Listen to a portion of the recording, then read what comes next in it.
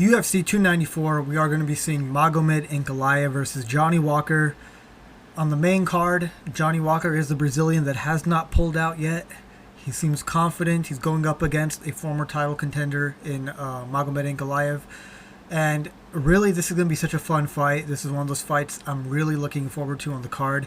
And currently, I think it's going to be Magomed Ankalaev. I think he's going to get the job done, and I'm going to explain why. So, I'm currently 70% confident Ankalaev gets the job done. So both men are very comfortable counter-striking. Ankalaev more so. You've seen him use that counter-striking of his many times. If you want to see an example, go watch the Ian Cutelaba fight. He's so good at countering when moving on the back foot. He's really good at that. He did so against what's his name? Against Blachowicz as well. Almost forgot that. And one thing I really want to keep in your mind here is that Ankalaev throws a beautiful head kick from southpaw with no telegraphing. It's really, really beautifully put. There's no telegraphing behind it. When he's in southpaw, he'll throw that head kick.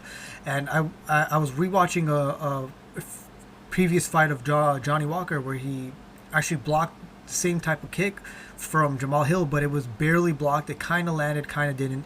And of course, in that fight, Jamal Hill did end up knocking out Johnny Walker. But that was a kick that landed, and it was a pretty big one. And one thing I noticed was that Walker was kind of keeping his hands low when the kick almost connected. And I think that Ankalaev's high kick is more accurate. It's less telegraphed than Jamal Hill's is. And if he throws it and he lands it, it's going to put Walker out either cold because, Johnny Walker's got that Looney Tunes chinny sort of style. If it doesn't put him out cold, I could definitely see it rocking him bad, and Ankalaev goes in for the kill. Ankalaev throws combinations off of the counter rather than one and done. I saw this in the fight with Blachowicz, where when he would counter, he wouldn't just counter with one strike. He would always mix it up. I think that's great. It gives you more options. He goes head, body. He's not just head hunting the entire time, which also reminds me that this is less to do with countering, but he has a great body kick as well, which he can definitely use. Walker's very open to counters. We saw this in his fight against Hill.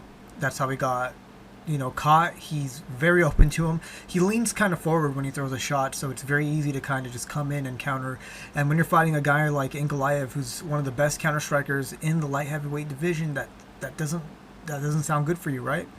Walker does have crazy power. Ankalaev is more accurate. So Johnny Walker is 6'5", an athletic beast, or I think he's 6'6" actually, a complete athletic beast. He's got power. He can definitely shock the world for sure. I know he's an underdog going into this, but he has the power to do so. But I just think Ankalaev is a lot more accurate with the shots, and it comes down to precision beats power, or I think that's precision beats power, having beat speed or something. And I think Ankalaev is definitely more precise in his shots. Walker got taken down by Smith and Cutelaba. He got taken down by Anthony Smith.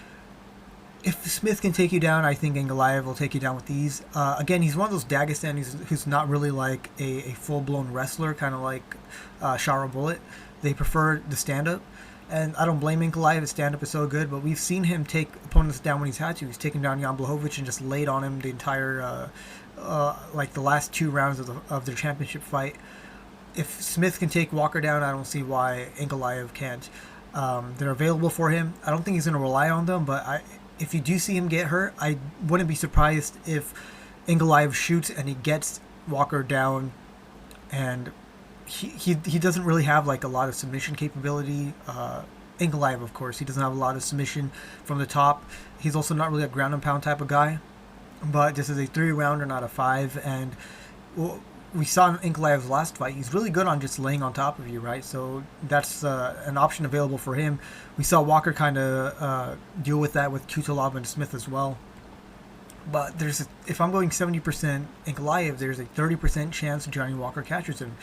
Ankalaev has 0 pro career wins by submission. He got Blachowicz's back and couldn't finish it like Teixeira. So Glover got Blachowicz's back. He immediately ended the fight. Ankalaev got the back, couldn't do anything with it. He got Blachowicz down, couldn't do anything. Again, he has 0 pro wins by submission, which is kind of shocking because Johnny Walker is kind of known for his crazy striking. He has more. He submitted Kutalaba, the guy who Ankalaev ended up knocking out. Ankalaev is very front foot heavy, and the leg kicks are available for Walker all day. Walker used them a lot. I was watching his fight with Smith. Smith is very open for leg kicks. It's something that Ankalaev used against him as well. But Walker really likes to use them. If you watch his fights, he's throwing them leg kicks out, and Ankalaev is very front foot heavy. Jan Blachowicz, he threw a lot of leg kicks, and some of them were blocked by Ankalaev, but we saw him. He was really badly hurt, right? He was limping bad, both legs. Southpaw, he got shot with them. Orthodox, he got shot with them. There was nothing he could do. He was even blocking some of them, and he was still getting hurt. He was checking them. So I think Johnny Walker's plan is definitely going to be to really get those leg kicks going at the lead foot, at the lead leg. Walker could be wild in the pocket.